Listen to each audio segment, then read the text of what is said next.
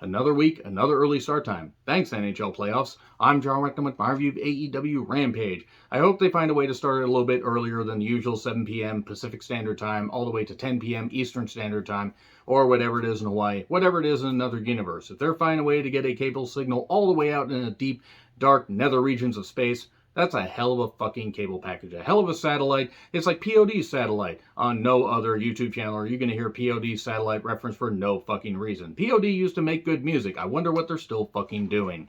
But anyway, Excalibur, Taz, and the Grand Wizard himself, Jericho Aniston, on commentary.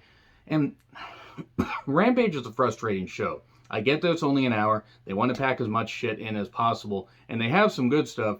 Like, the main event actually was well wrestled and served a storyline purpose, but often it just feels like a filler hour of television. And it's kind of, at times, at its best, it feels like a 1 hour version of Dynamite.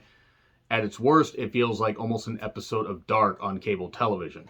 But nevertheless, Death Triangle, Phoenix, Penta, and Pac taking on Butcher and Blade and Mark Quinn, who's grown a beard out, has a bit of different hair, and got to show off a little bit. He's a terrific athlete. Actually, all these guys are good in the ring. The match was the usual melee and whatever. It just was flippy shit when the Lucha Bros were in the ring. Pac aimed some nice kicks. And Kyle O'Reilly's in the front row taking notes because he faces Phoenix in the Owen Hart tournament. And we get a melee, dives, and we get the Black Arrow 1, 2, 3. Pac is a terrific athlete. Pac, however you say it, is a terrific athlete, but he's got to find another finisher where he doesn't take forever on the goddamn ropes. I want to make sure he hits it right. I obviously don't want him just doing the flippy shit and hurting himself, but seriously, he takes a bit too long doing it. So, lights out, the House of Black are there, and then lights out again, and they're gone. This feud sucks. So, Spears took on Bear Boulder. Bold of them to assume I was going to care about a Shawn Spears match. He can work, I just don't find him interesting. Rumor has it this match actually may have been cut for time, that it actually went a little bit longer. I don't know how true that is. I don't read the spoilers. Anybody that was there, let me know if this match went longer than what was on TV. Spears hits the C4 after a little bit. And Spears says to Wardlow, "The giant killer cometh." That's great. That's great, Spears. You keep believing that. So then Lexi Nair is interviewing Tony Nese and Mark Sterling. And Sterling can't compete because he got powerbombed by Wardlow, and Nese says he'll take on both Hook and Danhausen because he's hardcore. He's hardcore. Up next, Lookout is a Ruby Soho versus Fluffer Owen Hart quarterfinal match. The Fluffer Riho. So anyway, Riho kicks out of literally everything and it gets very fucking annoying. Riho can work. She can do the moves. And if she wasn't the first AEW Women's Champion, guess what? It would have actually worked. I might not have such an opinion of her, but that gave me a sour view of any of her matches. Was what it was.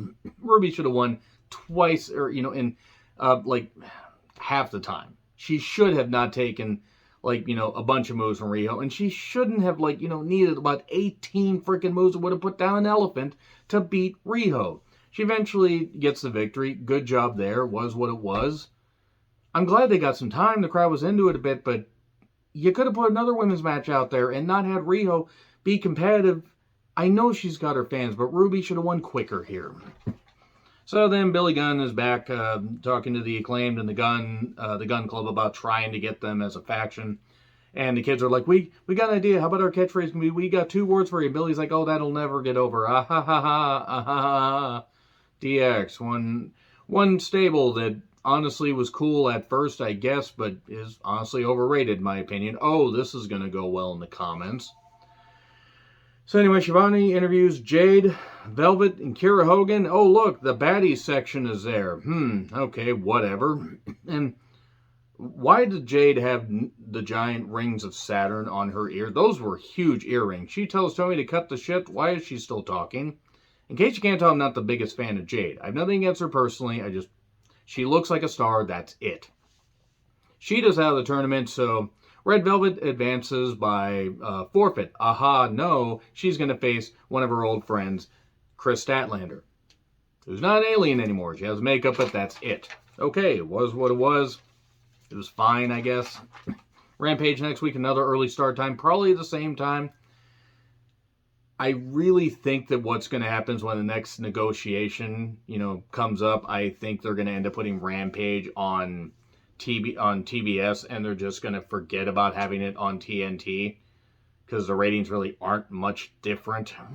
But then again, TBS has baseball. So Sammy and Ty are in the front row. They're the AAA Mixed Tag Team Champions, whatever. Scorpio Sky took on, you guessed it, Frankie Kazarian in a TNT Championship match that was well wrestled. It was well wrestled, and that's really all I can say. Nothing bad to say about it, except Dan Lambert, the sheepish lion. Dan Lambert comes down after a pop-up cutter, and the chicken wing was slapped on. That pop-up cutter, that was kind of brutal. The chicken wing gets slapped on. Lambert's distracting while Sky taps out, or passes out. Ethan comes from behind, blasts Frankie Kazarian, and after a little bit, the TKO 1, 2, 3. And Sky's like, Kazarian, what do you mean he did this? He couldn't have done this. He wouldn't have done that. And then they blast him and beat him up.